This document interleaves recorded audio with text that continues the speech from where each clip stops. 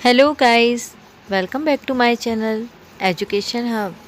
आज हम संधि के बारे में विस्तार से पढ़ेंगे। तो चलिए शुरू करते हैं ये वीडियो। संधि की परिभाषा, भेद और उदाहरण। संधि की परिभाषा। संधि की परिभाषा। हिंदी व्याकरण में संधि शब्द का अर्थ है मेल। दो वर्णों या ध्वनियों के संयोग से होने वाले विकार या परिवर्तन को संधि कहते हैं। संधि के उदाहरण। सुरधन इंद्र बराबर सुरेंद्र, महाधन ऋषि बराबर महर्षि, सतधन आनंद बराबर सदानंद, यथाधन उचित बराबर यथोचित, भानुधन उदय बराबर भानुदय। संधि के प्रकार या भेद। संधि के प्रकार। स्वर संधि, दूसरा है व्यंजन संधि, तीसरा है विसर्ग संधि। पहला है स्वर संधि। पहला है स्वर संधि। दो स्वरों के मेल से होने वाले विकार या परिवर्तन को स्वर संधि कहते हैं। उदाहरण के लिए विद्याधन आलय बराबर विद्यालय। स्वर संधि के प्रकार। स्वर संधि 5 प्रकार की होती है। पहला दीर्घ संधि, दूसरा गुण संधि, तीसरा वृद्धि संधि, चौथा यण संधि और पांचवा है अयादि संधि। स्वर संधि के पहले प्रकार में है दीर्घ संधि। जब दो शब्दों की संधि करते समय आ और बड़ा आ के साथ आ और बड़ा आ हो तो बड़ा आ बनता है। जब ई और बड़ी ई के साथ ई और बड़ी ई हो तो बड़ी ई बनता है।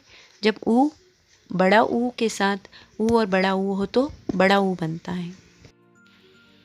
दीर्घ संधि के उदाहरण हैं। पहला है पुस्तक धन आलय बराबर पुस्तकालय, दूसरा है विद्या धन अभ्यास बराबर विद्याभ्यास, तीसरा है गिरि धन ईश बराबर गिरीश और चौथा है बधु धन उत्सव बराबर बधुत्सव। दूसरा है गुण संधि।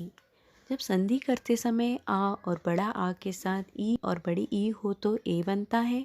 जब आ और बड़ा आ के साथ ऊ और बड़ा ऊ हो तो ओ बनता है। जब आ और बड़ा आ के साथ रिर हो तो अर बनता है। तो यह गुण संधि कहलाती है। उदाहरण के लिए महाधन ईश बराबर महेश, दूसरा है सर्वधन उदय बराबर सर्वोदय, तीसरा है नर धन इंद्र बराबर नरेंद्र और चौथा है देव धन ऋषि बराबर देव ऋषि। स्वर संधि का तीसरा प्रकार है वृद्धि संधि। जब संधि करते समय जब आ और बड़ा आ के साथ ए और ए हो तो ऐ बनता है और जब आ और बड़ा आ के साथ ओ और औ हो तो औ बनता है। उसे वृद्धि संधि कहते हैं।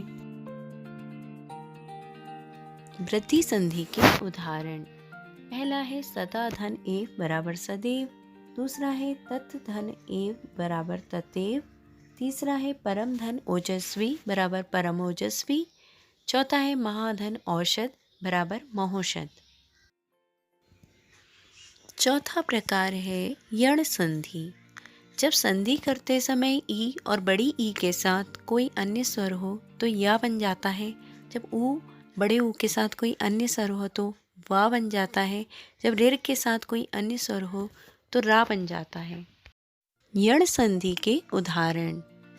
यण संधि के उदाहरण में पहला है अधिधन आय बराबर अध्याय, अनुधन ऐषण बराबर अन्वेषण, तीसरा है प्रतिधन आघात बराबर प्रत्याघात और चौथा है प्रतिधन एक बराबर प्रत्येक। स्वर संधि का पांचवा प्रकार है अयादि संधि।